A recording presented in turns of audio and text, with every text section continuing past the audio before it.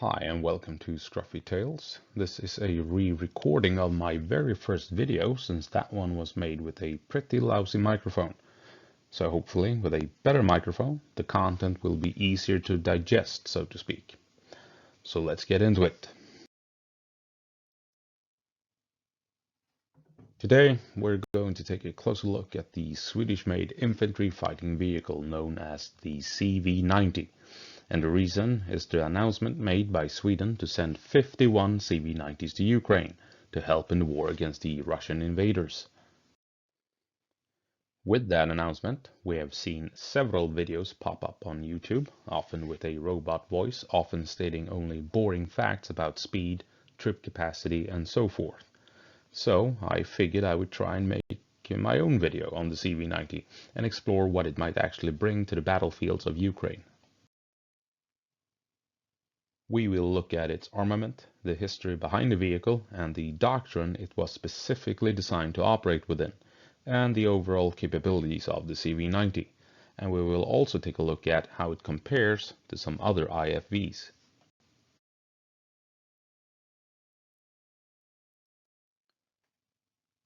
Sweden will send the version of CV90 known as STRF 9040C, a vehicle with upgraded armor and increased protection from anti-tank weapons, mines, and improvised explosive devices, among other things.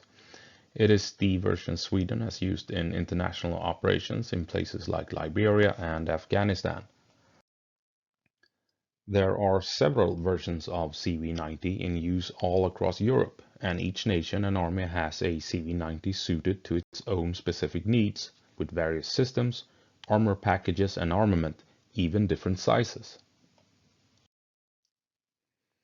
What truly sets the Swedish CV90 apart from all the other variants is its main gun, the powerful Bofors L70 automatic cannon, originally an anti-aircraft gun designed in the 30s, capable of firing 5 40mm rounds per second. The gun can use situation-specific ammunition to deal with various targets, such as high explosives against infantry, saber rounds versus armored targets, including main battle tanks with flanking and rear hits, and proximity rounds to deal with helicopters. The Swedish CV90 is more or less capable of engaging every target it comes across, save for perhaps fighter jets.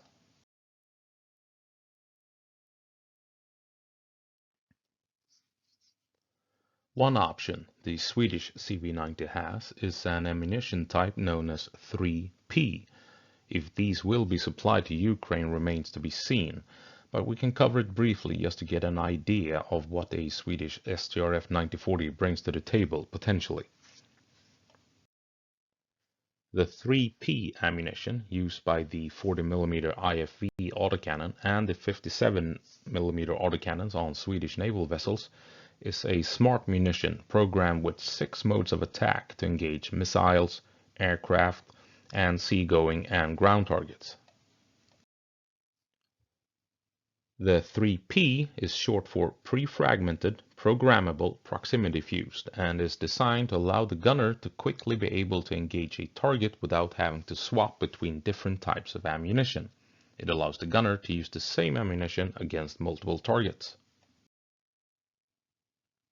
The CV90 could in theory only have 3P in its magazines, engage an enemy BMP with anti-armor mode, switch to high explosive and airburst to deal with the troops climbing out of the wreck and hiding behind it, and then turn to engage with proximity mode, the enemy helicopters swooping in to support the BMP and dismounts.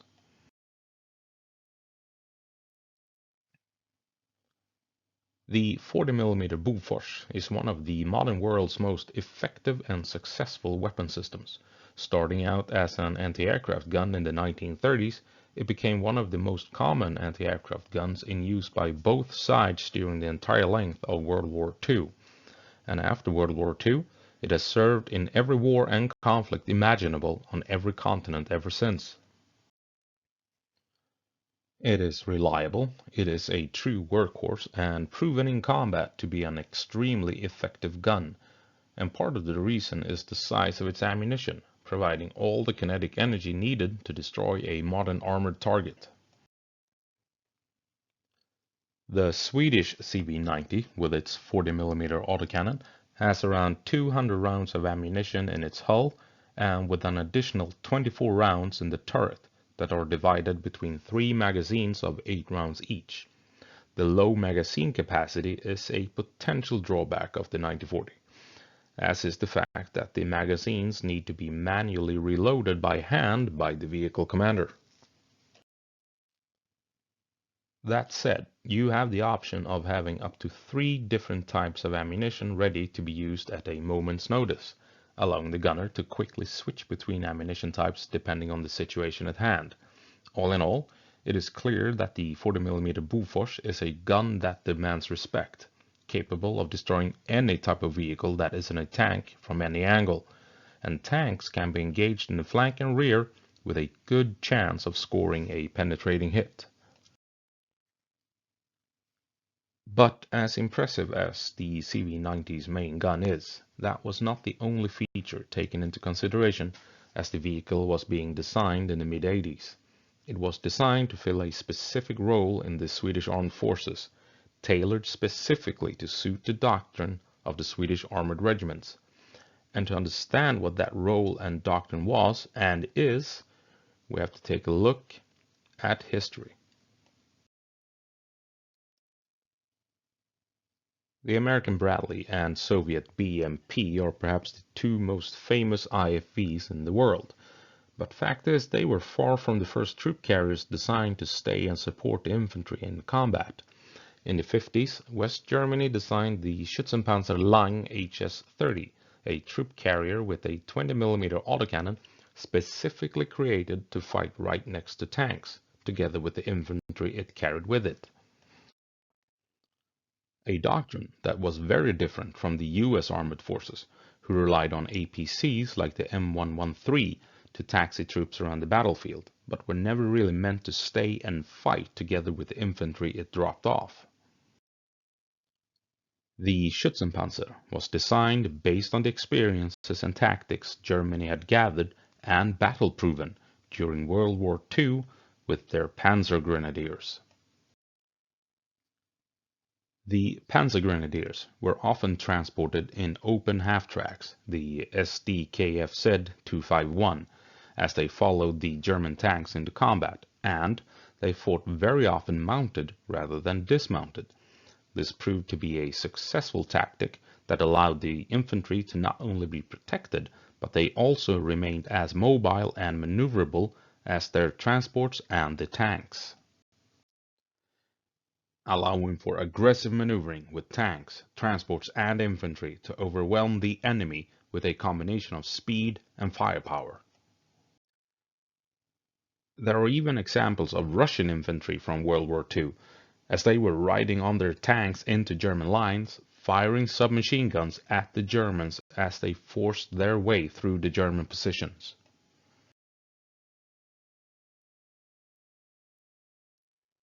The effectiveness of these tactics did not go unnoticed in Sweden and were soon adopted by the Swedish armored units. Sweden started out with the so-called KP car, taken into service in 1942 as its armored troop carrier during World War II.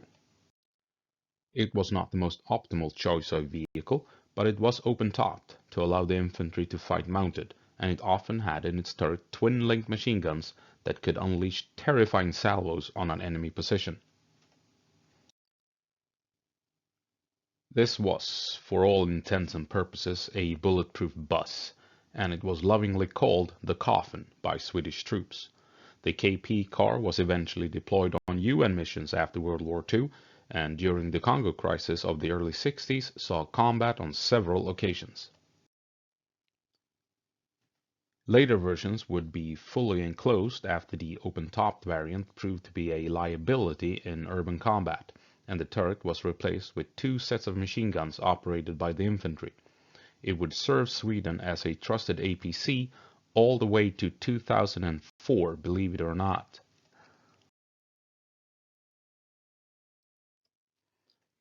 The shortcomings of the KP car eventually led to the development of a new troop transport in the 50s, as Sweden saw the need for a more potent vehicle. Sweden went on to modify its fleet of M41 light tanks turning them all into the early APC variant known as PBV-301, taken into service in 1962, 4 years after the Schützenpanzer and 5 years ahead of the Soviet BMP-1. The 301 was a small tracked vehicle that allowed its troops to fight mounted from hatches, just as the German Schützenpanzer. Having removed the turret of the tank, it was now armed with a 20mm autocannon that was reused from fighter jets and could transport 7 soldiers and had a crew of 3. Both the Schützenpanzer and the 301 took the concept of the Panzergrenadiers to the next level with a powerful autocannon that allowed both vehicles to engage all targets short of tanks. By being fully tracked, they could follow the tanks all across the battlefield. The hatches offered full protection from incoming fire when they were closed, and when opened allowed the infantry to actively support the vehicle without the need to dismount to be effective.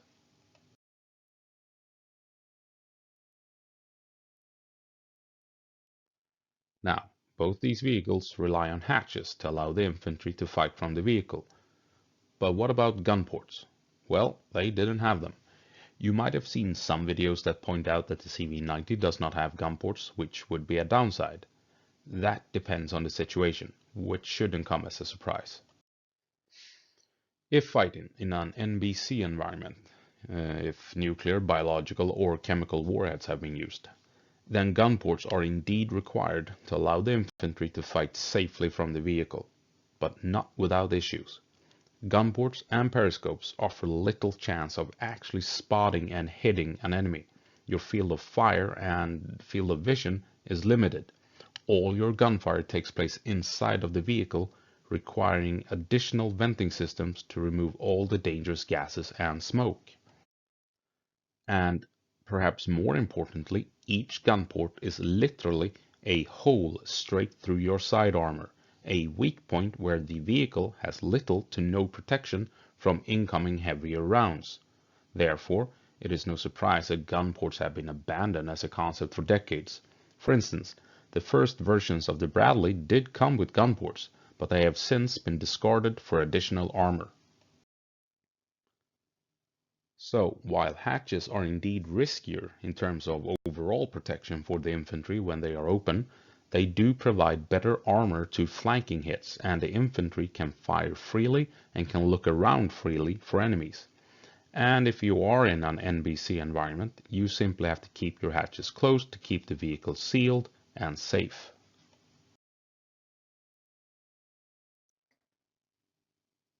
The Soviet BMP-1 was designed with both gun ports and hatches and taken into service in 1967.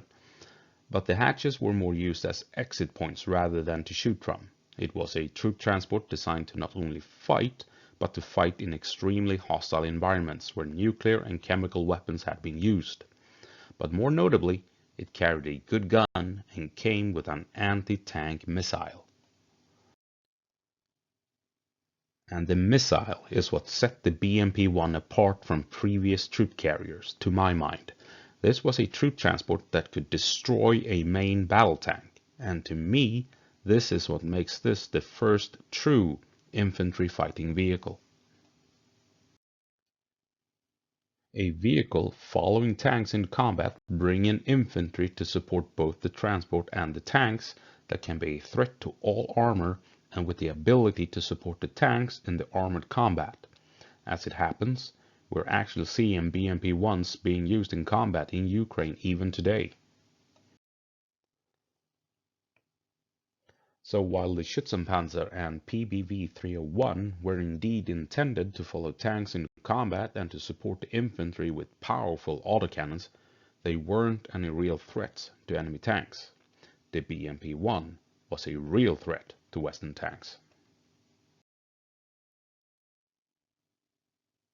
West Germany adopted the idea of an anti-tank missile for its next troop transport, the Marder I, almost 10 years later in 1977. Initially, the Marder I also included gun ports, but like with the Bradley, they were later removed. Funnily enough, these old vehicles, first taken into service in 1971, will be deployed to Ukraine shortly as well. And of course, in 1981, the Bradley entered into service, it too with anti-tank missiles. And as you know, the Bradley is another vehicle we will see in Ukraine. In 1987, the UK introduced the Warrior family of vehicles, officially classified as an IFV, but it isn't a real threat to tanks with its 30mm autocannon. An autocannon relying on two magazines of only 3 rounds each. How this vehicle is intended to support infantry in an ongoing firefight with only 6 available rounds at most at any one time is a bit of a mystery to me. And to me it screams heavy APC rather than being a proper IFV. So if you thought the CV90 was in trouble with 24 rounds ready at any one time, imagine only having 6 in the Warrior. That said, some Warriors were upgraded with Milan ATGMs during the Gulf War, giving the vehicles much needed anti-tank capability.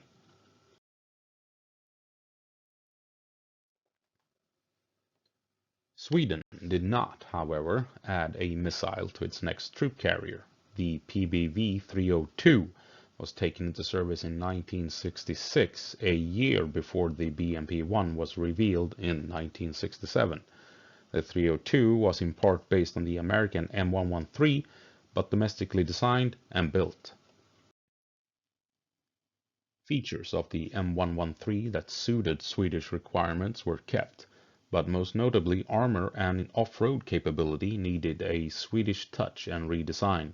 It was outfitted with a 20mm autocannon, just like the PBV-301, had a crew of 3 and could transport up to 8 soldiers.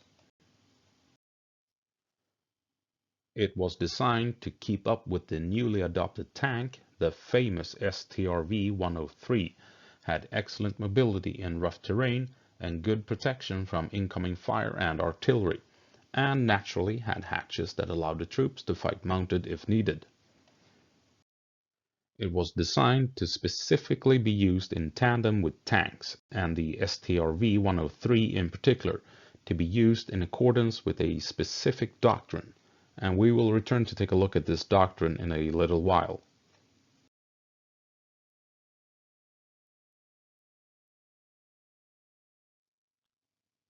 Like I said, the APC version was never outfitted with anti-tank missiles, but other vehicles were made into dedicated tank hunters equipped with ATGMs. This meant that Sweden for a long time never had a true IFV and instead relied on a powerful APC, the PBV-302, for attacking and assaulting enemy positions. The 302 never was a true threat to tanks. Instead, its focus was on getting soldiers into point-blank range of the enemy and to allow troops to fight mounted. Eventually, trials were made to mount a capable Swedish-made ATGM system RB56 on the 302, but the concept was never adopted.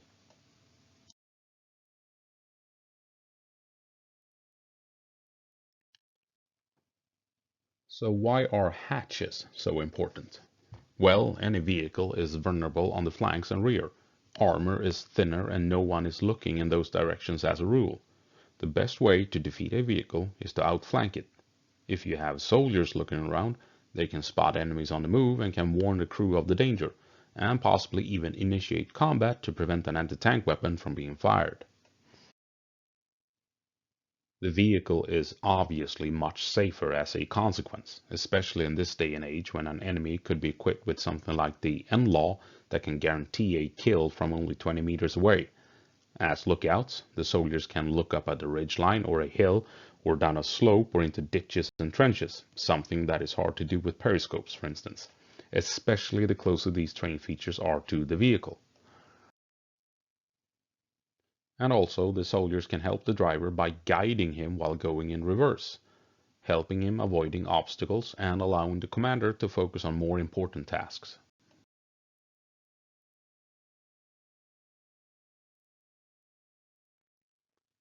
The other option the troops have to protect the vehicle is to dismount and step outside and spread out. This is a fully reasonable way of doing things and a proven tactic, so don't get me wrong. But if a need arises that requires quick redeployment, then the vehicle has to wait for every soldier to receive the orders to move, wait for the squad to run back and climb back inside before being able to get moving. You are slowed down, you are slow to react, and it could potentially get you killed. Clearly, having hatches allows for options that makes the vehicle faster to respond to changes on the battlefield.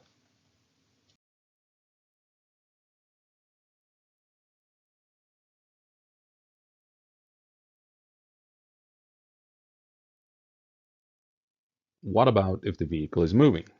Without hatches, the infantry inside provides nothing to the vehicle. Even with periscopes, they provide very little when the vehicle is on the move. You could argue perhaps that if they are provided with cameras, it would change things. And you would be right, I suppose. It would change things for sure. But if we look at the Bradley, the dismounts can basically only borrow the scopes used by the crew, and only one at a time, and usually only to orientate themselves before stepping outside. And the South Korean K-21 IFV has a single camera for the dismounts that clearly cannot provide any reasonable observation to all of its flanks.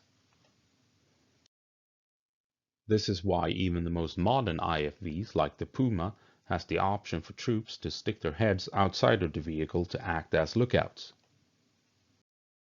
With hatches, the soldiers can keep an eye on the flanks as their vehicle advances, and if enemies are spotted, again, they can warn the crew and even engage the enemy if possible. Once again, the vehicle becomes safer and more protected.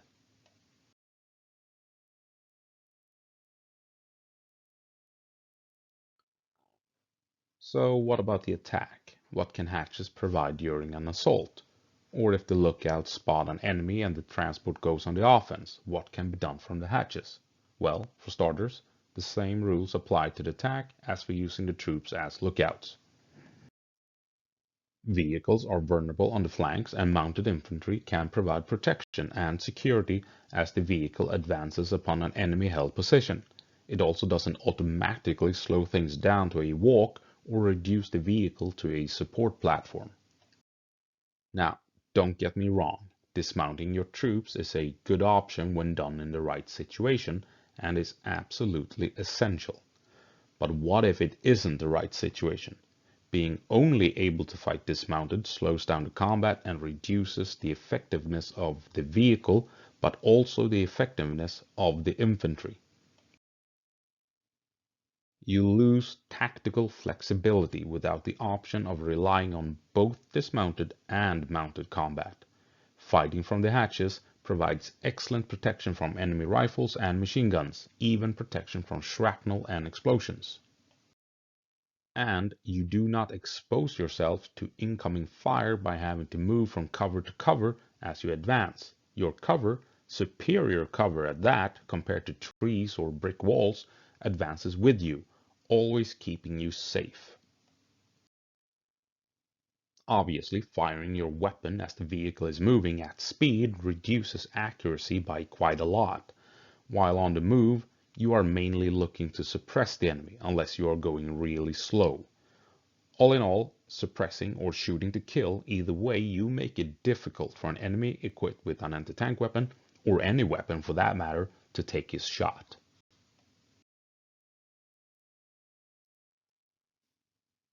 Usually when talking about mounted combat and hatches with random people online, you know the type, and I'm probably one of them.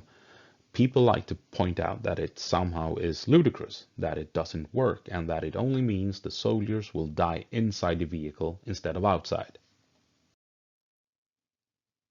I remember there's one guy in particular over at the Shadiversity Discord of all places who called me a layman as I described Western doctrine surrounding armored assaults. To this day, I still think it's one of the best replies I've received while discussing this topic. And to be honest, it's not entirely untrue. Anyway, consider that if you don't have hatches, then the soldiers can't potentially spot a flanking enemy. They can't potentially engage and suppress a flanking enemy with an anti-tank weapon. it means the enemy will almost always be able to take that flanking shot, which means you end up with dead soldiers and a dead crew. Some might say you are better off with advanced cameras, which isn't a feature in most troop transports, and if they have them, it's usually one camera used to orientate the soldiers of where to link up once they dismount. Periscopes do provide some ability to keep a lookout from within the vehicle, but how then can you return fire? Your gunner might be busy shooting at a building or armored vehicle and can't just swing his gun around to kill the guy with the NLAW that popped up 25 meters behind you. Others might say there will always be another vehicle around to protect you or a drone overhead to keep an eye on things. Completely unrealistic is my reply. There will always be a vehicle on the far flank of your unit, and there will always be cover that can and will block a drone's line of sight. Without hatches, in my layman opinion, you lose important tactical flexibility and security. You might say that the whole point of the dismounts is to leave the vehicle and keep it safe, as the name itself suggests. And you would be absolutely correct. But the vehicle protects you from heavy machine guns compared to trees that can't stop a normal .556 bullet. So you have superior protection compared to running around outside of the vehicle. You have access to an ungodly amount of ammunition that you don't have to carry around yourself. You don't have to carry around your big, heavy machine gun. And if you need to withdraw or advance, the vehicle simply does what it has to do. And if you get wounded, no one has to carry you back. As pointed out before, you slow everything down if you constantly have to wait for the dismounts to run back and climb back inside, having the choice, depending on the situation, to either dismount or stay mounted and still be in the fight is clearly the much better option. And let's not forget that it is common practice in all armies that crews of armored vehicles, be it tanks or APCs or IFVs, stick their heads out of the hatch to get a better view of the surroundings to better and safely maneuver the vehicle. Looking outside keeps vehicles safer.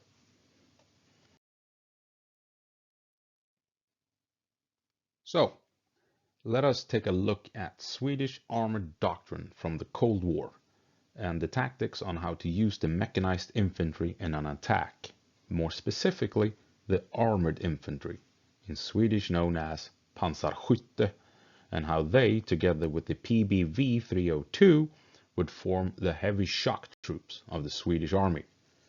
As shock troops, armored infantry relied on two main ways to attack a position in force. The first choice was the standard dismounted attack with the 302 in support, pushing into the enemy position on foot and driving him from the battlefield. Having tanks in close support right next to the infantry during such a push was a common option to increase the firepower of the assault. The idea being that you aimed so much firepower downrange at the enemy that they would not dare come out of cover to shoot back, allowing the armored infantry to get into point-blank range to clear out foxholes, trenches, and other enemy positions with grenades, bayonets, and full auto bursts. Having a couple of squads still mounted and ready in the hatches provided support and the ability to quickly respond to an unforeseen situation.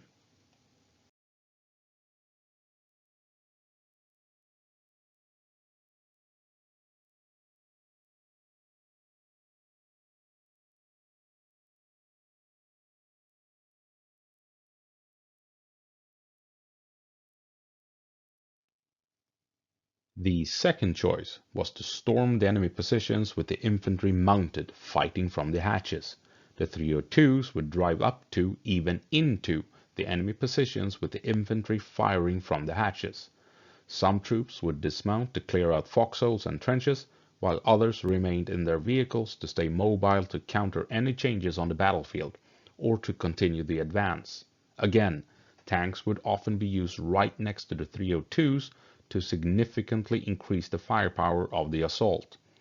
This type of attack also had the advantage that your troops could quickly, while being protected, cross dangerous areas where the enemy more than likely would try and stop you with mortars and machine guns.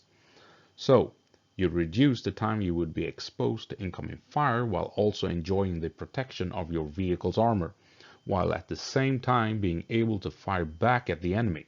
The key to success was the combination of speed and firepower.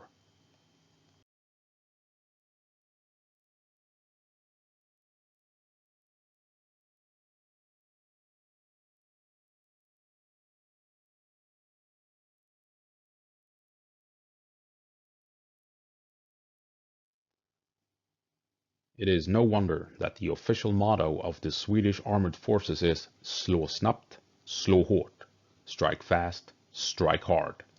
And we must not forget that these assaults were intended to be used in a combined arms situation, with artillery and mortars hitting the enemy positions before the armor pushes in, and even close air support sweeping in to drop bombs and napalm on the enemy as the armored infantry approached the objective.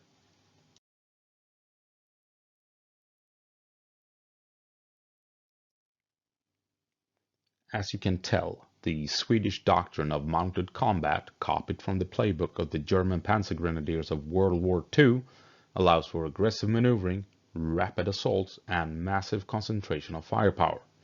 Indeed, in Norway, armored infantry are known as stormtroopers, and for good reason. Through a combination of aggression and maneuverability, you control the initiative and maintain the momentum. And Sweden's ability to fight mounted has obvious advantages that offers versatility that a vehicle without hatches cannot compete with. I think it is quite obvious that if you do not have the doctrine or even the option, you lose tactical flexibility and momentum. And that aggressiveness and flexibility is what Sweden took to heart in designing the PBV 301 and PBV 302, designs that would eventually all culminate in the development of the Stridsfordon 90, the CV90. Stridsfordon 90, literally translated as Combat Vehicle 90, came into being as Sweden felt it needed a new troop transport. Not just another APC, but a proper IFV. Both the German Marder I and the American Bradley were considered and tested, but they didn't live up to what the Swedish Army was looking for in terms of mobility and firepower. A completely new, domestic vehicle had to be designed.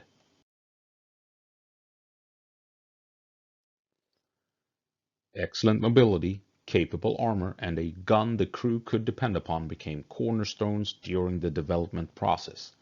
Considering how powerful the 40mm Bofors gun would turn out to be when mounted on an IFV, it is interesting to note that the 57mm automatic cannon was considered at one point.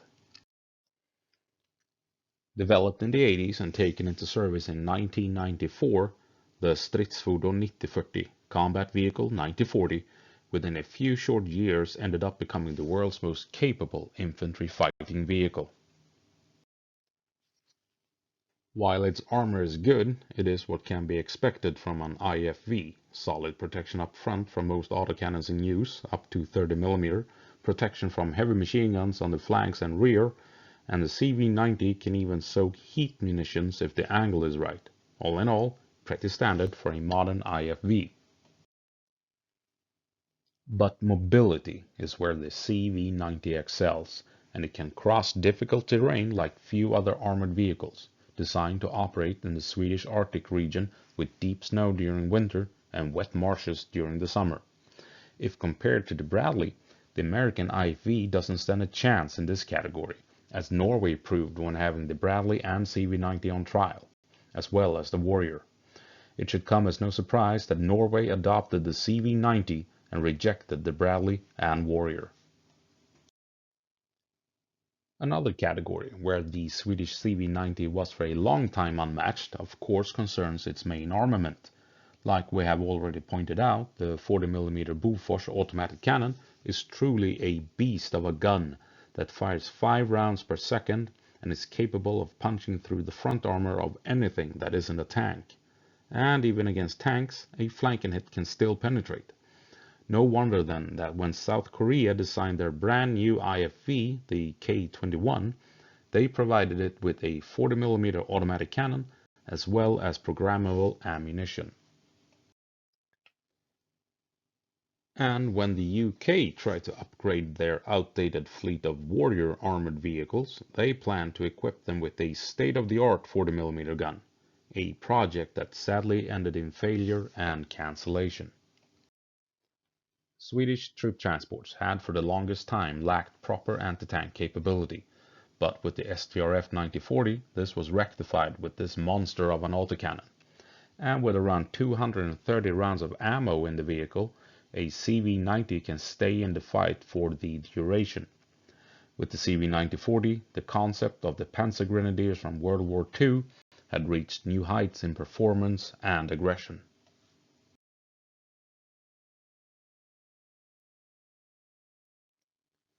Like the PBV-301 and PBV-302 before it, the CV9040 was designed around the concept of mounted combat, for all the previously mentioned reasons and advantages, expected to fit a specific role in the Swedish doctrine for armored warfare, to advance up to and at times into enemy-held positions, and doing so equipped with a gun that is well and truly capable of engaging anything on the battlefield, short of fighter jets.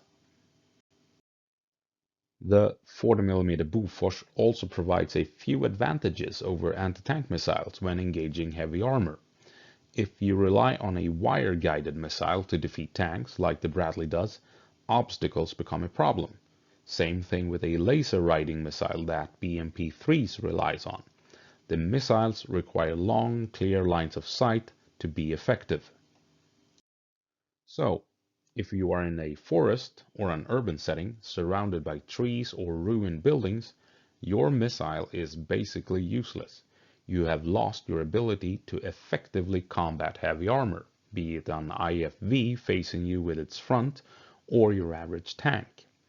Being able to move around and fire quickly and accurately and repeatedly on target is a far superior quality, especially when you're able to punch through any armor you come across.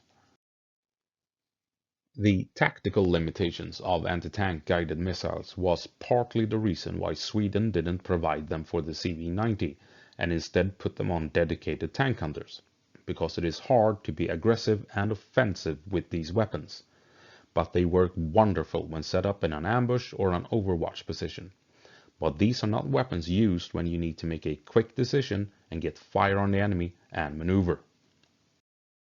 After all, if we look at the anti-tank missile as a gun, it has 1 or 2 rounds ready to fire, it takes ages to reload, you must be stationary in order to fire, and in order to hit you must remain stationary and exposed to incoming fire for several seconds. You can't fire and then immediately back down into cover. Plus, you can't use the weapon if you are in the middle of a forest, for instance, surrounded by trees. If I described a gun, everyone would laugh. Again, I want to point out that ATGMs are powerful tools when used correctly, but with the CV90, Sweden felt a powerful autocannon was the better choice for engaging enemy armor in woodlands, considering that Sweden was and still is about 70% covered in forest.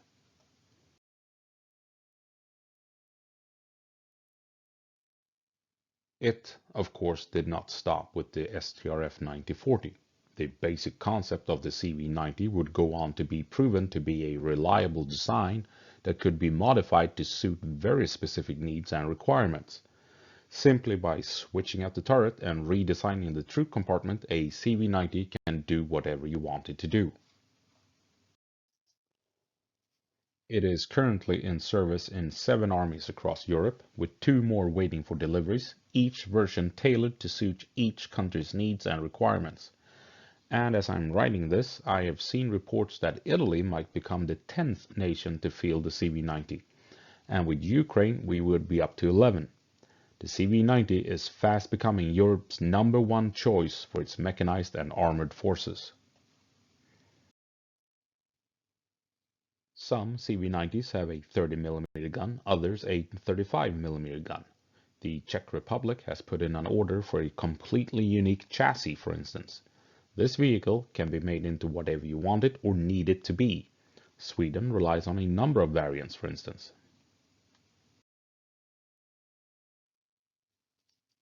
The LV-KV90 with its radar is designed to be an SPAAG, a self-propelled anti-aircraft gun.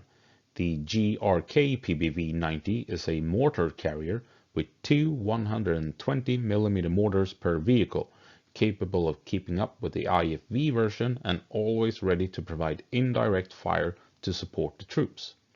You have a command version, a vehicle recovery version, a repair version, and not every CV90 variant in use across Europe has hatches for that matter. Sweden did try a prototype CV9040 armed with two RB-56B missiles, but nothing came out of it. Interestingly though, the RB-56B missile was more or less a wire-guided long-range NLAW.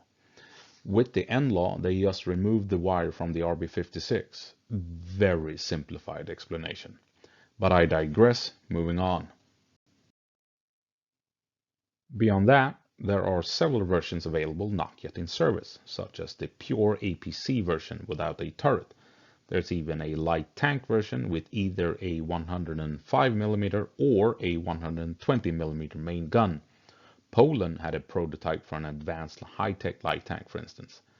There is also a CV90 variant available these days for interested militaries equipped with either Spike or Acron ATGMs. The Acron is interesting, since it will most likely become Sweden's next ATGM system in a couple of years, so that it is now only recently made available to the CV90 platform makes you wonder if Sweden will have CV90s with ATGMs in the near future. The Acron, considered by many as the most advanced ATGM currently available, has also been provided to Ukraine, so it will be properly tested in wartime conditions.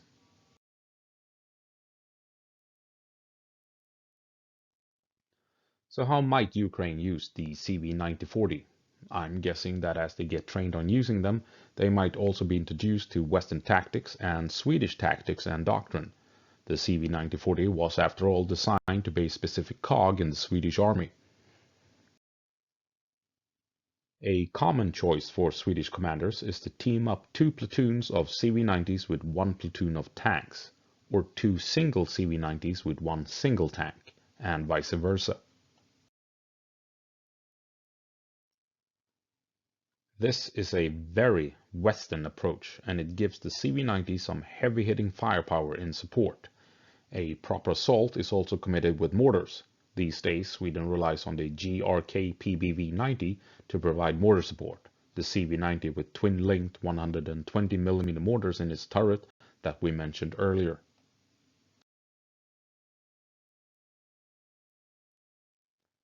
If 4 such mortar carriers, 3 tanks and 6 CV9040s all aim their firepower at the same enemy-held location, that's a lot of high explosives detonating around the heads of the enemy, which allows for the CV90s to advance up to and into the enemy position. Here, just as with the older PBV-302s, you now have the option of fighting mounted or dismounted. Just imagine getting shelled by 8 120mm mortars, 3 tanks and 6 40mm autocannons, and then as the explosions stop, you hear engines rumbling and 6 CV90s come charging at you only seconds after the echoes of the explosions fade, and angry soldiers with machine guns start firing as the vehicles roll straight up to your positions, and then they dismount and assault your trenches. It seems like tactics that the Ukrainians would favor.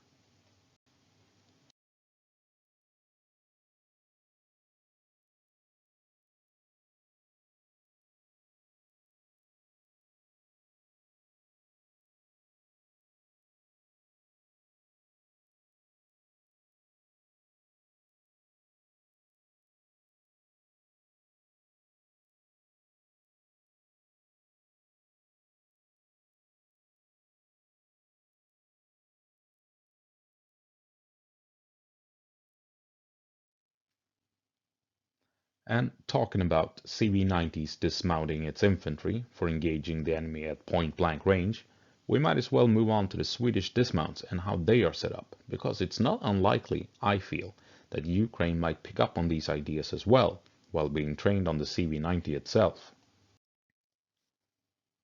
The Swedish dismount squad of the CV90 is a 6-man team. That means 18 guys in total for the entire platoon. So, the dismounts are from the moment they step outside of their vehicle at a numerical disadvantage. The solution, according to Swedish doctrine, is adding more firepower. When I did my conscription as a CV90 dismount squad leader, the squad brought with them 2 AK-5B marksman rifles and 2 AT-4s, carried by the squad leader and fireteam leader. Then we had 2 F&Mag medium machine guns, known as KSP-58 in Sweden and M240 in the US. No designated loaders, the gunners carried all their ammo, and forced the rest of us to carry even more. And lastly, we had the 2 riflemen of the Carl Gustaf crew, GRG in Swedish, MAS in the US, Charlie G in some places, but perhaps the best name is the Norwegian one, RFK, recoil-free cannon. An 84mm reloadable launcher capable of firing a full host of various rounds, including anti-armor, smoke, flares, high explosives, and even airbursts to name but a few. A very versatile and powerful weapon that has had great success in Ukraine against the Russian invaders. That meant 18 soldiers on foot with 3 40mm autocannons, 9 machine guns when we include the machine guns on the CV90, 6 marksman rifles, 6 AT-4s, and 3 Carl Gustaf recoilless rifles. That is a lot of firepower for very few soldiers, and you understand why armored infantry was, and still is, used as heavy shock troops.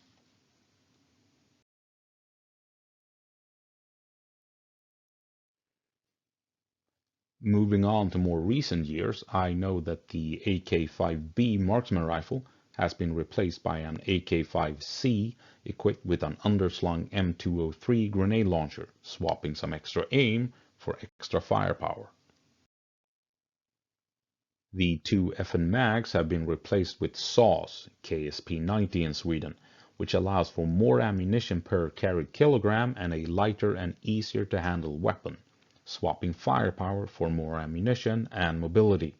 However, one FN mag is still kept in the vehicle for added firepower when required. The Carl Gustaf launcher is still in the toolbox with a crew of 2. Compared to when I did conscription a bit over 20 years ago, the modern dismount squad has several options depending on the situation. For instance, the leaders of the squad don't usually carry AT-4s now that they carry 40mm grenades for their launchers, but it is still an option if or when needed. The 2 soldiers of the Carl Gustaf crew might carry AT-4s instead of the Gustaf if it's the smarter choice. You also have the option to bring the FN mag, as pointed out earlier. Another option is to bring an AK-4D marksman rifle. And lastly, and perhaps most importantly, the squad can bring with them RB-57s, internationally known as NLAW, one of the most capable tank-killing weapons in Ukraine. The NLAW provides the squad with incredible tank-killing capability, even without the 40mm Bofors on the CV90, capable of punching through a tank's armor from above, all but guaranteeing a kill.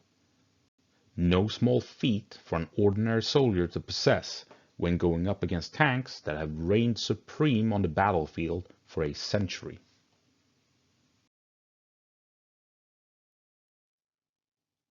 The Swedish doctrine also includes a platoon commander on foot of sorts, in charge of the troops once dismounted. This role is called närstridsledare, the close combat leader. This allows the infantry and vehicles to operate independently away from each other, and the platoon commander can focus on the vehicles, while the close combat leader takes charge of the dismounts. The concept of the armored infantry has remained the same from the 60s to my service to this day. Overwhelming firepower, aggression, and charging the enemy into point-blank range, with heavily armed infantry fighting closely together with armored vehicles and tanks, supported by mortars, striking enemy positions up until the armored infantry and their transports crash into the enemy lines.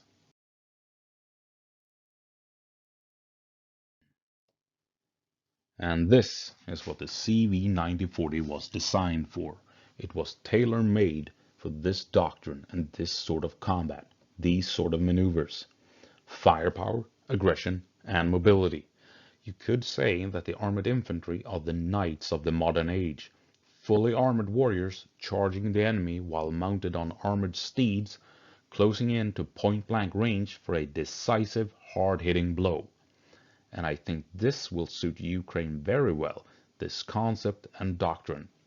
We will see if they adopt it in full or partially, or at all for that matter. A small perk with the CV90 that I haven't touched on yet, that I think will be appreciated by Ukraine, is the fact that the CV90 can hold a number of anti-tank mines. This means you can rely on your CV90s and their dismounts to dig in quite heavily if you order them to, or to slow down an enemy if you are forced to fall back.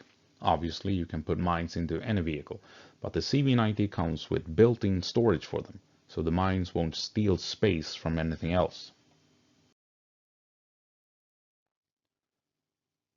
So how many versions of the CV90 will we see in Ukraine? Well, so far that's unknown. Of the 51 promised, we can assume a large core will be the IFV version. But the 51 vehicles might also include command vehicles and recovery vehicles. Sweden operates a CV90 version that carries frontline mechanics instead of actual dismounts, for instance. They might even include the mortar carrier mentioned earlier, although I feel this is not very likely. And then there's the anti-aircraft version, the LV-KV90, equipped with a radar to protect an armored battalion from aerial threats. And the interesting part is that, as far as I understand it, most of these exists as C versions. And it is the C versions that have been promised to be delivered to Ukraine. So my guess is that we will see a full mechanized battalion of various CV90 vehicles, all with the C upgrades, including IFVs, anti-air, command, forward observers, and recovery vehicles.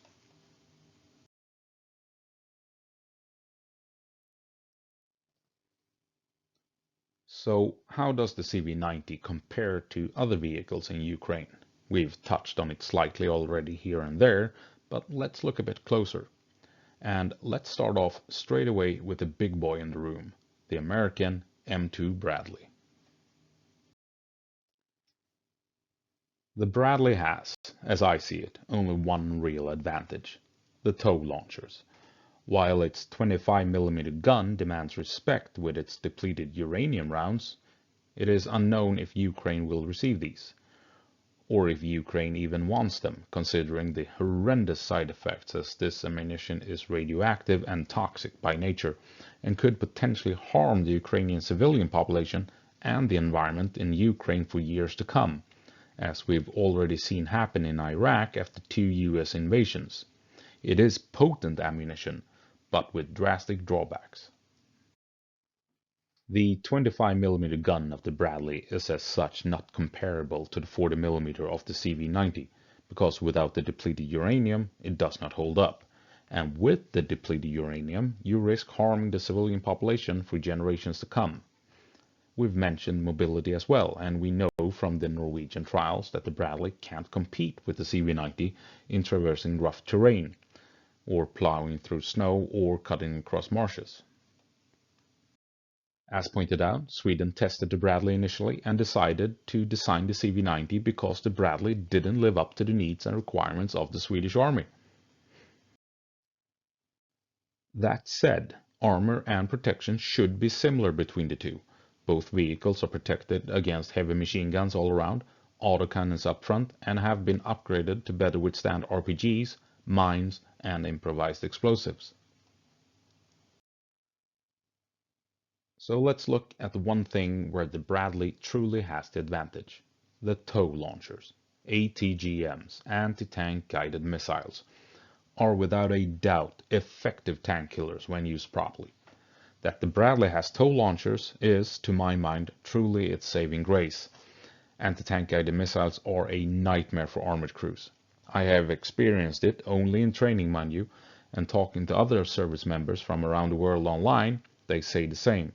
It is slightly demoralizing, to say the least, being on an exercise and suddenly being told you've been knocked out by a missile. If you receive updates that OPFOR has tanks in the area, you can move up reinforcements, you can maneuver, redeploy, etc. to counter the threat.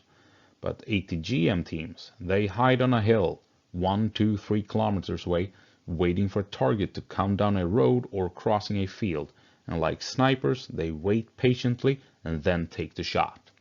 We have seen how effective ATGMs can be in both Iraq and Syria, not to mention Ukraine.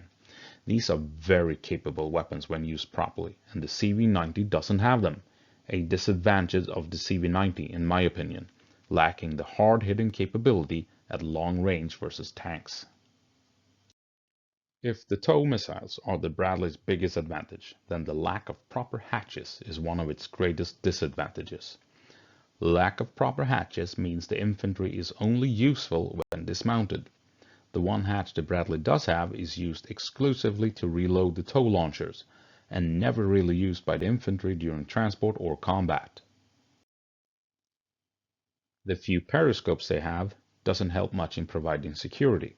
The dismount squad leader can borrow the optics from one of the crew, but this too isn't enough to provide security, and is mostly used so the dismounts can get a view of their surroundings before stepping outside. The only way the Bradley can truly make use of its dismounts is if everything is reduced to walking speed. The dismounts could in theory fight from the top hatch, but without the doctrine to do so, it seems like a moot point.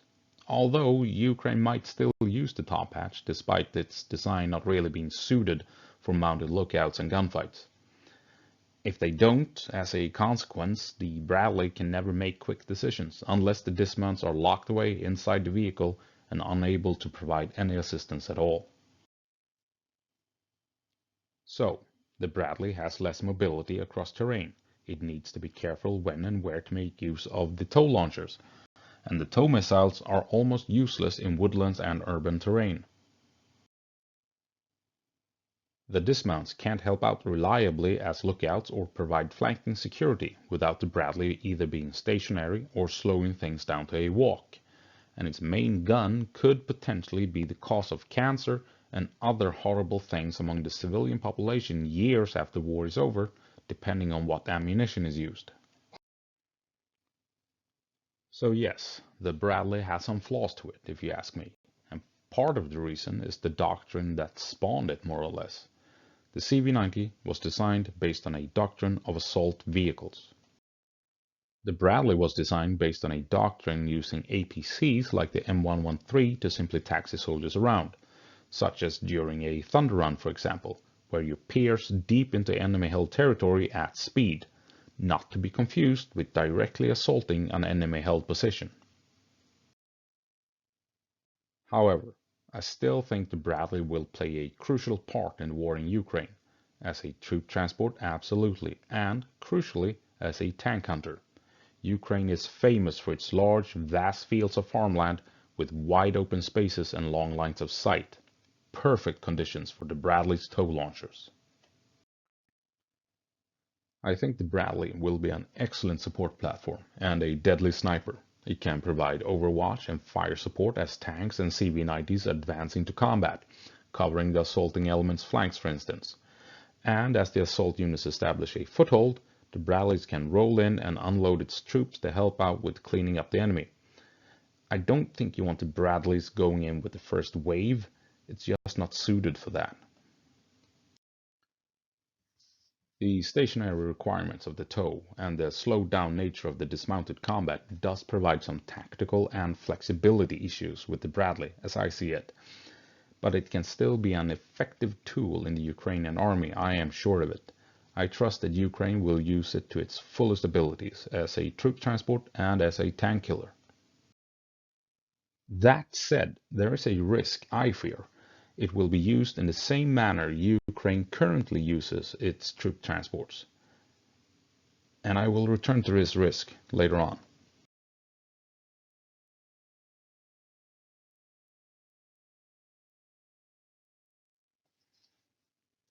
Another vehicle that has been highlighted is the German Marder I, not to be confused with the Marder tank destroyer used by Germany in World War II. The Bradley was taken into service in the early 80s and the Marder IFV in the early 70s. By comparison, the CV90 was taken into service in the mid-90s. The Marder I is an old vehicle, but followed in the footsteps of the West German Schützenpanzer, a capable troop carrier that has been continuously upgraded over the years, equipped with a 20mm autocannon and hatches for the infantry, intended to operate right next to tanks in the heat of battle. While its 20mm gun is quite smaller than the Swedish 40mm, the Marder I has a Milan ATGM adopted for the vehicle in 1977. Not as capable as the TOW, it does still provide some good anti-tank capability. The most notable feature is that the crew has to open a hatch to manually operate the ATGM, but I don't see this as a problem, as this is not uncommon for ATGM dedicated vehicles, never mind infantry crews. It makes the Marder I, despite its age, a vehicle that deserves respect, and in keeping with German tradition, it has hatches that allows infantry to fight mounted. Not as powerful as the CV90, it still has its ATGM and the choice of using its infantry mounted or dismounted. Like the Bradley, it can exploit the long fields of fire offered by Ukrainian farmland, and like the CV90, it can enter dangerous areas and rely on its infantry to act as lookouts and for providing security from the hatches, without slowing everything down to walking pace. Originally, it was specifically designed to fight alongside Leopard 1 tanks, of which a large number will also be deployed to Ukraine, but has been upgraded to fight alongside the more modern Leopard 2 tanks. So, in terms of tactical flexibility, the Marder I excels, offering a little bit of both the Bradley and CV90. And with all the upgrades it has received over the years, it is a capable infantry fighting vehicle in its own right.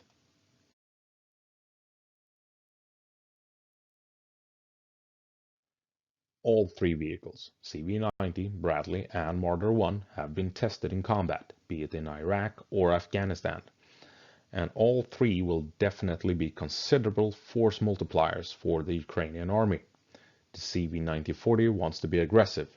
It was designed to assault enemy positions head-on. A Bradley is more cautious. It wants to fight at range, slow things down. It can't rush into things. That said, the Bradley has engaged Soviet vehicles in 2 wars against Iraq, where it proved the excellence of the TOW ATGMs and the Bradley's ability as a tank hunter in favorable terrain. And the Marder I can do a bit of everything. It can set up an ambush with its ATGM, and it can push into an enemy position with troops still being useful from the hatches. When deployed to fight, relying on each vehicle's strength, I think we will see a lot of unhappy Russians in Ukraine. With everything said, all three vehicles can still be used to approach an enemy location that is being hammered by mortars, keeping troops secure inside the vehicle, and then have them dismount anywhere between 0 to 50 meters from the enemy. They can all be used offensively, if provided the proper support. If you don't use these vehicles offensively, you've reduced them to being very expensive APCs. But each vehicle has its strengths and weaknesses. The CV90 doesn't have ATGMs. The Bradley doesn't have proper hatches and isn't the best in rough terrain, reducing its flexibility. And the Marder I has the smallest gun, and its ATGM is not as capable as the TOW on the Bradley.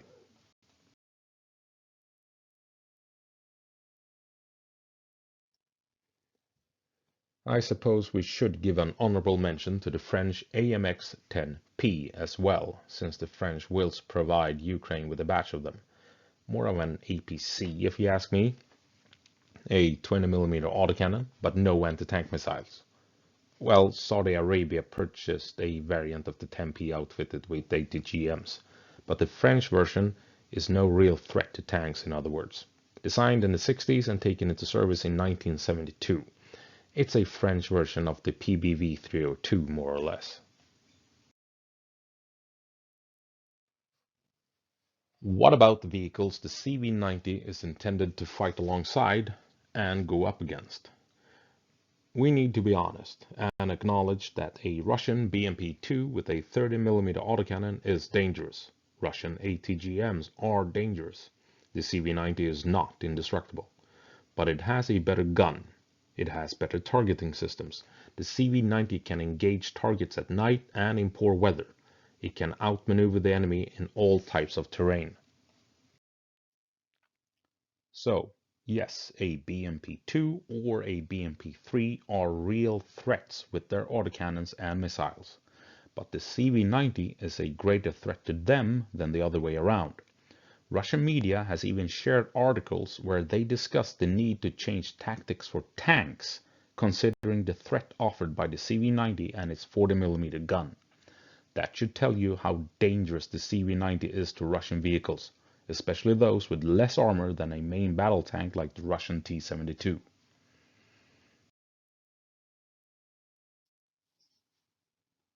So, what will happen when the CV90s reach Ukraine? How will they be used? While looking at how Sweden uses the CV90, I've speculated that Ukraine might copy or adopt some of those tactics. Or they may not. So how do Ukraine use armored vehicles? Well, we have a couple of examples from the war.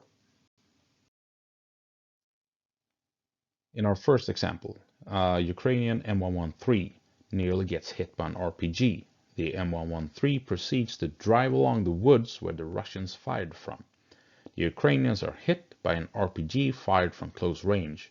The survivors climb outside and they get hit by another RPG. The few remaining survivors tries to assault the Russian positions.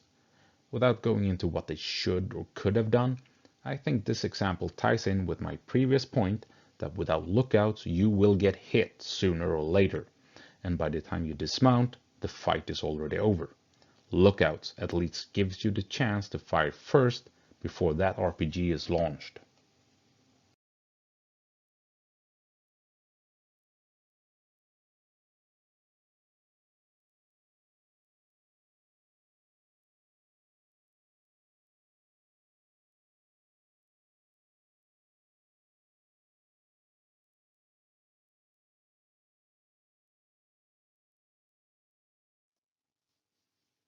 Our second example is a Ukrainian squad assaulting a Russian position with a BMP-1.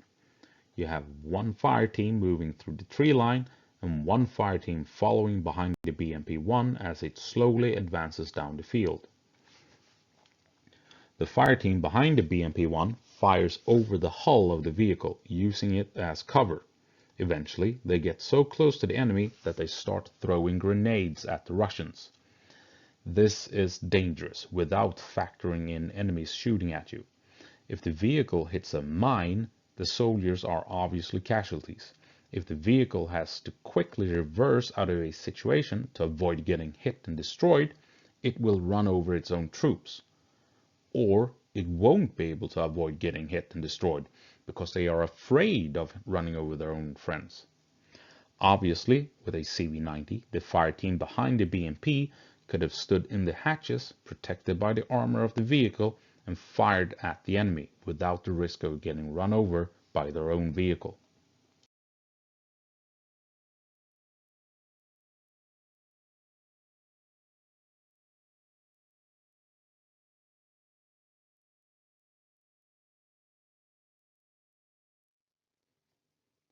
The third example concerns how Ukraine assaults trenches with tanks and infantry. The infantry rides on top of the tank until they reach a position where they can dismount. The infantry then follows the tank on foot in columns behind it, up until they reach a point where they can spread out around it or rush forward to assault the trench line.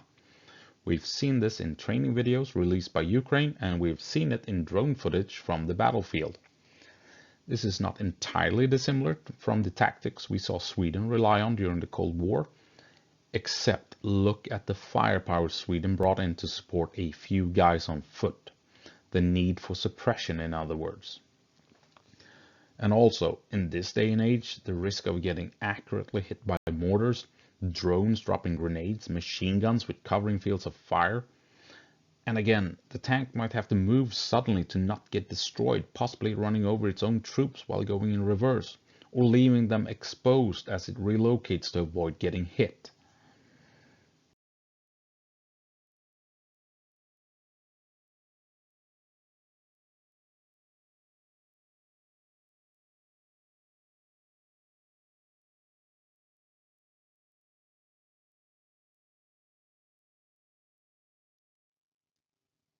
Quite recently, we saw a video of Ukraine assaulting a forest with 4 M113s. It appears the attack begins with a tank putting down a smokescreen. Where the tank goes next is unclear. The 4 M113s continues up to the woods and split up in pairs. The lower platoon moves up to the woods and dismounts the troops, and then the vehicle backs away, presumably to provide fire support. The upper platoon makes a strange decision. At quite a distance from the woods, in the middle of the field without any cover, the 2 M113s stop and dismounts their troops.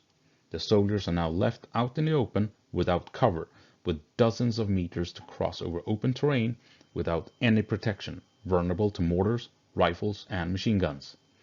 Clearly, the proper move would have been to swing down to the other platoon and get away from the open fields if the M113s were afraid of approaching the tree line.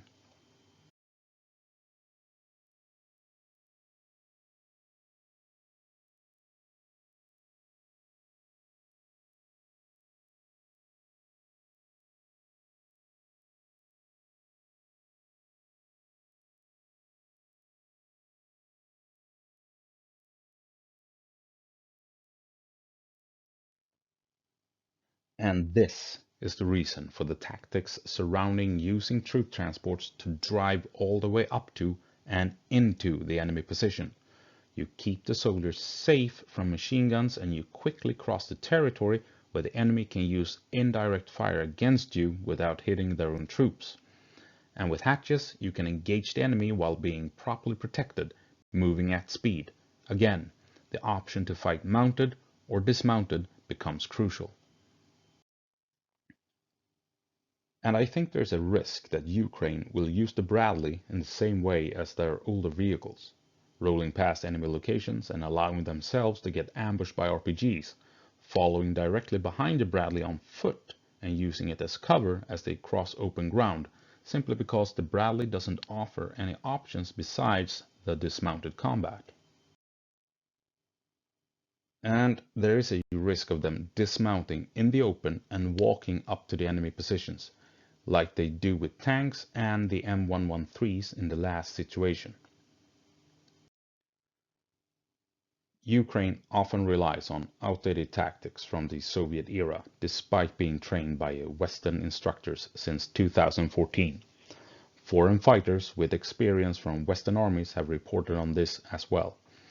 Now this must change, and proper equipment and vehicles will make it possible for Ukraine to adopt Western tactics that can defeat the Russian army.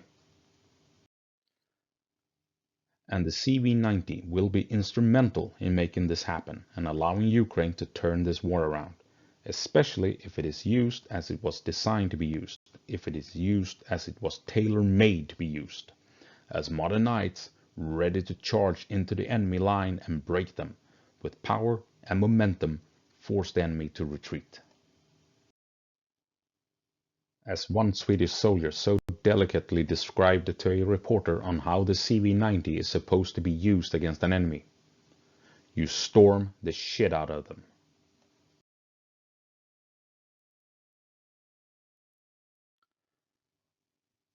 And if you want the CV90 to be as effective as it can be, you must make proper use of the dismounts as well. According to the YouTube channel Battle Order, an excellent channel by the way, so head on over there and support them, they make excellent content. A Ukrainian mechanized platoon has 21 dismounts, bringing 3 grenade launchers, 4 light machine guns, 1 medium machine gun, and 3 RPGs and 2 marksmen. Compared to the Swedish platoon of 18 troops with 6 grenade launchers, 6 light machine guns, 3 optional medium machine guns, 3 optional marksman rifles, 3 Carl Gustav launchers, 6 to 12 AT4s, plus a number of NLAWs. The Ukrainian platoon also only has 1 combat medic, while the Swedish has 1 per squad, 3 in total. If Ukraine provides their CV90 dismounts with the firepower they need and the options to use the weapons best suited for the specific situation, then the CV90 and its dismounts will truly come into their own and be able to dominate on the battlefield. A doctrine of aggression, tactical flexibility, and maneuverability. That is what the CV90 and the doctrine surrounding it can provide to Ukraine, and it would be a huge mistake for Ukraine to not exploit this advantage.